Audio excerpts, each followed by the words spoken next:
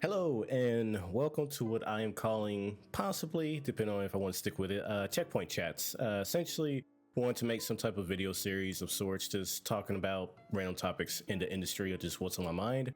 Previously, I was going with this like game talk, but I want to try to give a official title. So hopefully, this is the first of many. If not, I might drop the name and just keep it simple and call it game talk or something like that. But for now, we're going with a very short topic this week, series of topics rather, and for this one we're going to talk about the Nintendo Switch 2 reveal, as well as some of the news that came out over PlayStation and their live service games. So let's hop into the first topic of today, which is the Switch 2 reveal. Now, overall, I will say I like the new design. I know it's not crazy different, if at all different at all, from the current design, but hey, if it's not broken, don't fix it.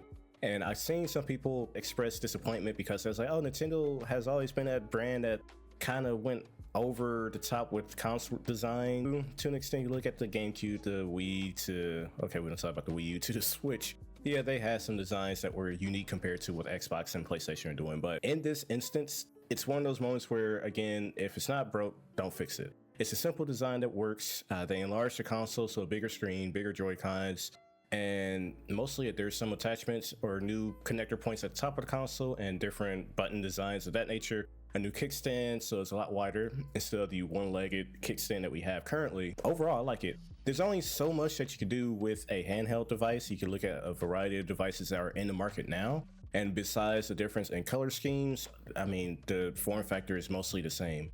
We haven't seen anything like a DS or anything like that. Maybe that's something people were expecting, like a Nintendo Switch 2 with two screens or something like that. But just keep it simple. It works. And ultimately, what I'm hoping for the console, expecting from the console, is improved hardware, specifically in terms of performance, which is obvious given the console generation, as well as improved software design. When we look at things like Xbox Live and PlayStation Network and how they handle party chat, and how on the Switch you have to use the app to party chat, those are things that I'm kind of hoping or expecting to see when it comes to this new console. In terms of performance wise, for me personally, if this thing can do 1080p 60 in dock mode on a consistent basis, you have no complaints from me. When it comes to the handheld, it's a small screen and at most 720p. I'll have to look at what things are like when it comes to competitors in the space, such as the Steam Deck and was it Legion Go and so on, and how those screens are performing. But for me personally, 720p 60 on the small screen like that, that's fine with me personally. So overall, I think the design is pretty good. The color, the change in colors, what they're doing with the Joy-Con, now they have the blue and orange within the analog stick itself versus the entire Joy-Cons. Now, of course, there's going to be different editions that you can buy that have their own designs and stuff like that, but the base design of the console, it works. I've seen some disappointment in the industry or just discussions on Twitter, online, etc. And I don't know, as I said, what more do you want? I mean, honestly, not in an assaulting way, but like genuinely curious, what more do you want from the console design wise? So again, just to recap, it's a simple increase in size for the console. The showcase didn't give any information at all, actually, when it comes to what the specs are and what to expect from the console. It's just a design reveal. You got to see Mario Kart playing, so that's great. When it comes to the Joy-Cons themselves, they showed them like gliding across screen. So a lot of people have been questioning, does this mean that you can use them as a mouse? Which I believe was some of the leaks that came out for the console prior to the actual reveal. But besides that, there's not much to go off of. So people are happy because, hey, we finally have confirmation of a Switch 2. And actually, when there's a new gaming console, hey, what's not to be excited about? And when it comes to the naming of it, I've seen some discussions about that. Keep it simple. Nintendo Switch 2. I know some people are saying the Super Nintendo Switch would be awesome, just have throwback to the previous console namings that they done for like the Super NES. But Nintendo Switch 2 is simple. I know people rag on Xbox for going crazy with the Xbox Series, Xbox Series X, Xbox Series Y, and PlayStation is like 1, 2, 3, 4. So if Nintendo goes to 1, 2, 3, 4 route, I can't complain about it. Especially when we look at things how they did the Wii U. Instead, they could have called it the Wii 2, and I'm sure they learned from their mistakes. That's why it's called the Nintendo Switch 2 and not the Nintendo Switch Y or U or XL. If it was XL, that would be horrible. So overall, I think it was a solid reveal. The only sucky thing, which is odd to me, is the fact that they revealed it in January and a Switch 2 showcase isn't until April. Granted, Xbox kind of did the same thing with their Xbox Showcase being shown at the Game Awards, and I don't think we got a further breakdown until this summer, the following summer that year. So I guess in terms of what other people are doing in the industry, it's not too far off, but it does kind of suck to be like, oh, hey, here's the console. See you next month. So, but just to recap of things for myself, I love the design, keep it simple and clean, had to toss that in there. I hope to see an improvement on the software side, notable improvement on the software side when it comes to party chat and that nature. When it comes to performance, I hope to see 1080p 60, 1440p 60 would be nice too, but hey, 1080p at a consistent basis would be great as well. Handheld 720p 60 is awesome for me. Personally, I take 60 FPS over everything else, but hey, that's what I'm hoping for. But overall, it was a good reveal. So the next topic I want to discuss is what's happening at PlayStation and their live service push, or their attempt at a live. I don't even know what's going on at this point. So news came out that new or more live service games under PlayStation have been canceled. Specifically, a God of War game produced by Waypoint, which was supposed to be a live service game, was canceled. I'm doing this whole thing because it's God of War live service Waypoint. Like, seriously. Anyway, now a little side tangent. Someone asked how would that work as a multiplayer game. If anyone's familiar with, was it God of War Ascension? They had a multiplayer there, but I had some ideas of my own in terms of how it would work as a actual series or as a game. I'm not gonna get into that, but still, I'm trying to understand how we came to that point, how they got to that point. Anyway, Sony Bend Studios, as well as the guys who did Days Gone, they were in the process of making a sci-fi multiplayer game themselves, and that was canceled as well. And so this adds to a list of live service games that were being developed under PlayStation or associated with PlayStation that were later canceled. Games such as, and look to my handy dandy list over here, we had a Twisted Metal game that was announced or that was in the works and that was canceled. We have The Last of Us Factions 2, which was in development for a very long time. That was canceled, essentially.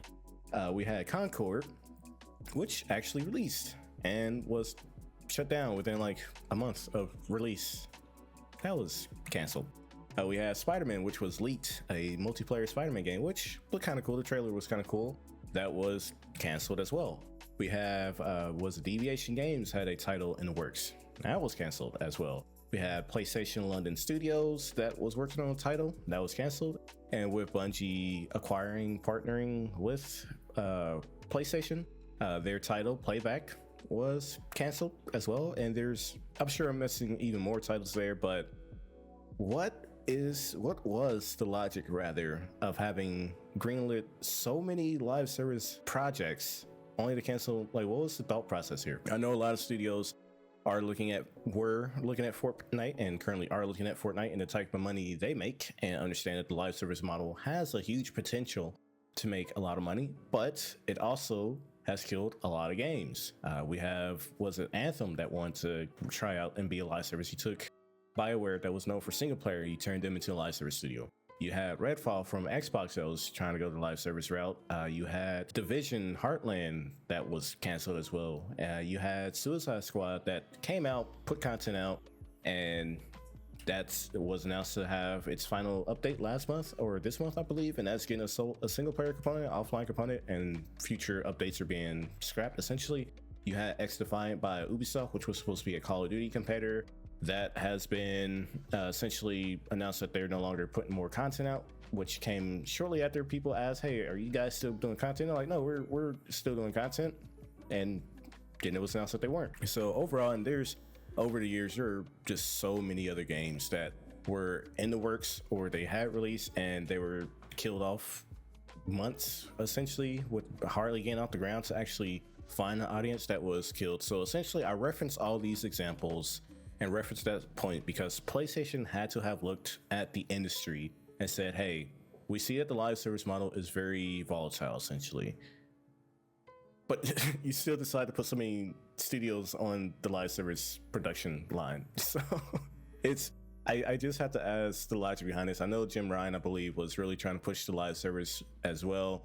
And to me, I just have to ask, surely they had to have thought, hey, let's test the waters, essentially. Let's find one studio, give them as much support as they need to get a live service game under the PlayStation umbrella and go from there, right? You make one studio. I know game development is hard and it takes a very long time. So I guess that approach isn't really realistic because it just takes so much time and we can't afford to wait, I'm supposing. But at the same time, you have so many canceled projects. I question that, but some people say you have those as write-offs, and I don't want to get to that rabbit hole there. But again, I'm kind of talking in circles here. There's a method on which I would assume would be the more logical approach of few games.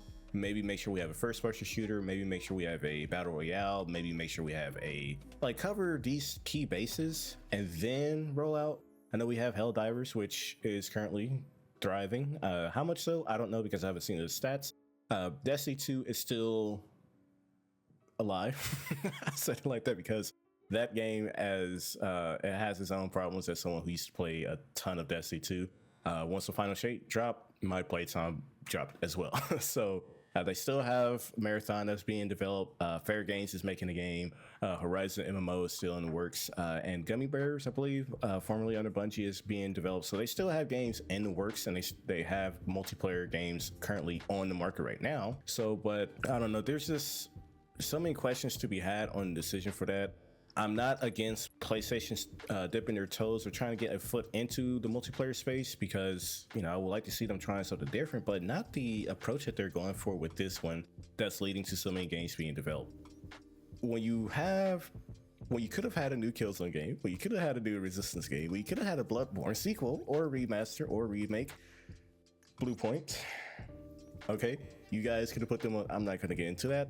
There's seeing all these canceled games, you can't help but wonder what could we have gotten, at least when it came to either a traditional multiplayer game where it's not do your seasons, your battle pass and all that. Maybe it's a PvE component, maybe it's a PvP, but hey, you get your matches in and hop off like in the old days. I just have to ask, there's so many different methods that they could have gone with. Why throw so many things at the live service model and hope to find success there? I know, again, there's a lot of money to be had, but you have history in the industry on how tough it is to get into that space, and you still said throw everything or a lot of what we have at it. So I don't want to linger too long on this topic, but we'll see when it comes to the future. Hopefully the games that are in development, when they release, they give them time to thrive. Okay, with Concord, I mean, maybe the numbers just, I don't know whatever metrics they're going by, but you released Concord and you killed it like immediately.